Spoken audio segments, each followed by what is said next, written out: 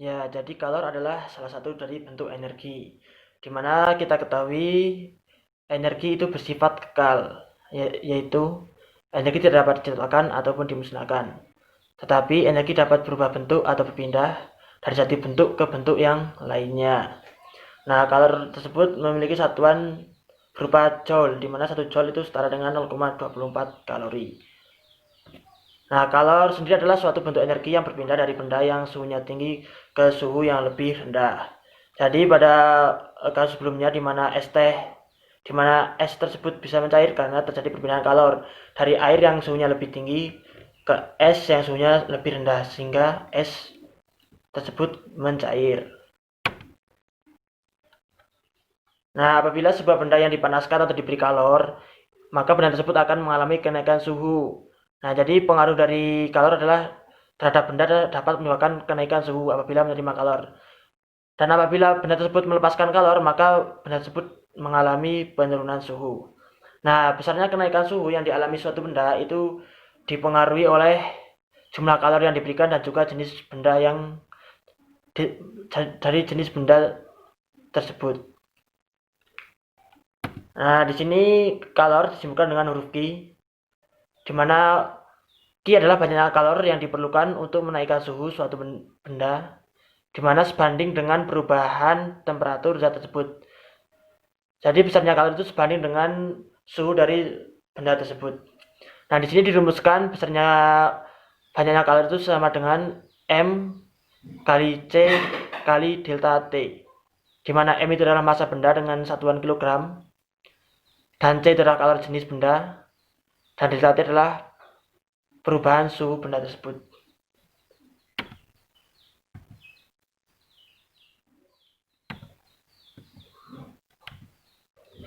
Kemudian ada kapasitas kalor. Nah, di sini kapasitas kalor adalah didefinisikan sebagai banyaknya kalor atau energi panas yang dibutuhkan untuk menaikkan suhu sebesar 1 derajat Celcius atau 1 derajat Kelvin. Nah, kapasitas kalor itu disebutkan dengan huruf C besar. Nah, huruf C, kapasitas kalor itu dirumuskan dengan rumus Q per delta T atau banyaknya kalor per perubahan suhu. Selain itu dirumuskan juga dengan C sama dengan M kali C kecil, di mana M adalah massa dan C adalah kalor jenis. Nah, kalor jenis sendiri didefinisikan sebagai banyaknya kalor yang diperlukan untuk menaikkan suhu 1 kg sebesar 1 derajat Celcius. Nah, yang selanjutnya kita akan bahas mengenai kalor laten. Nah, kalor laten adalah kalor yang diperlukan oleh 1 kg zat untuk berubah wujud. Nah, jadi kalor laten adalah kalor yang diperlukan untuk merubah wujud zat dari satu bentuk ke bentuk yang lain. Nah, kalor laten itu dibagi menjadi dua, ada kalor uap dan kalor beku. Kalor uap adalah kalor yang dibutuhkan untuk merubah benda menjadi uap, sedangkan kalor beku adalah kalor yang diperlukan saat benda dalam titik beku. Nah, rumus kalor laten sendiri adalah L sama dengan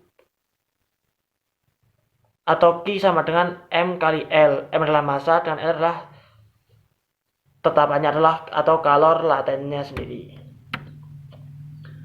Kemudian ada asas Black.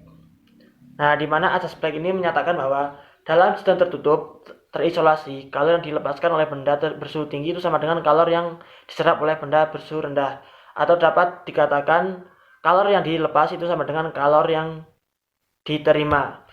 Nah, asas Black dirumuskan dengan Q terima sama dengan Q lepas, atau Q yang diterima atau M1C1 kali delta T1 sama dengan Q lepas. Q lepasnya adalah M2 kali C2 kali delta T2. Nah, selanjutnya pengaruh kalor itu terhadap kalor dapat merubah dari wujud benda. Nah, di sini ada skema perubahan wujud benda di antara gas, padat, dan juga cair.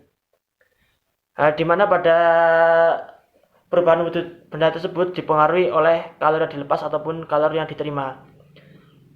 Pada perubahan wujud padat menjadi gas itu terjadi peristiwa yang disebut dengan menyublim. Sedangkan dari gas menuju padat itu disebut dengan deposisi. Kemudian padat menjadi cair itu disebut dengan mencair atau melebur, sedangkan cair menjadi beku itu disebut membeku. Kemudian cair menjadi gas itu disebut menguap. Kemudian gas menjadi cair itu disebut mengembun. Nah, dari peristiwa tersebut ada yang melepaskan kalor dan juga membutuhkan kalor. Di mana dalam peristiwa melebur, menguap, dan menyublim itu diperlukan kalor. Sedangkan pada peristiwa mengembun, deposit, dan juga membeku itu melepaskan kalor.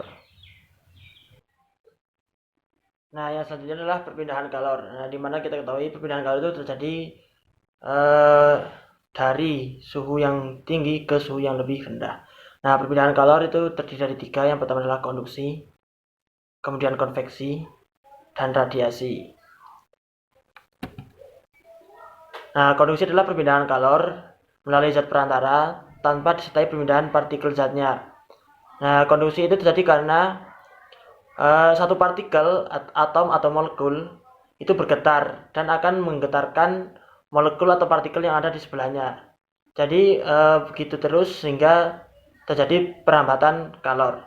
Nah, contohnya itu adalah ketika kita memanaskan satu ujung logam, kemudian kita memegang ujungnya lain, lama-kelamaan tangan kita akan terasa panas. Nah, itu karena terjadi perpindahan kalor antara satu ujung ke ujungnya lain itu melalui molekul atau partikel yang bergetar, sehingga kalor tersebut dapat berpindah. Kemudian yang kedua adalah konveksi. Nah, di mana konveksi adalah perpindahan kalor melalui zat perantara disertai dengan perpindahan partikel zatnya. Nah, contoh yang dapat kita temui sehari-hari adalah ketika kita memasak air.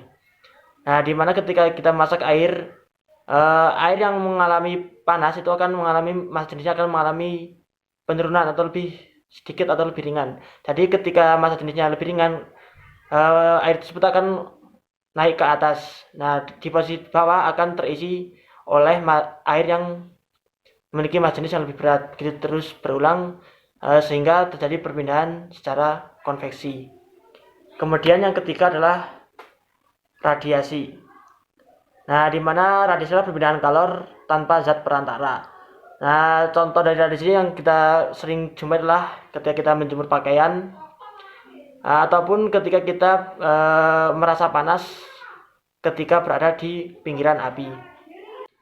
Nah, di mana dalam perpindahan kalor dalam konduksi itu kemampuan menghantarkan benda itu berbeda-beda tergantung dari jenis bendanya tersebut. Nah, berdasarkan kemampuan benda dalam menghantarkan kalor itu diberikan menjadi 2, yaitu benda konduktor dan juga isolator. Di mana konduktor adalah di mana benda itu dapat menghantarkan kalor dengan baik. Contohnya adalah aluminium, tembaga, besi, dan sejenisnya. Sedangkan isolator adalah benda-benda di mana benda tersebut sukar menghantarkan kalor. Contohnya adalah karet, plastik, kayu, dan sejenisnya.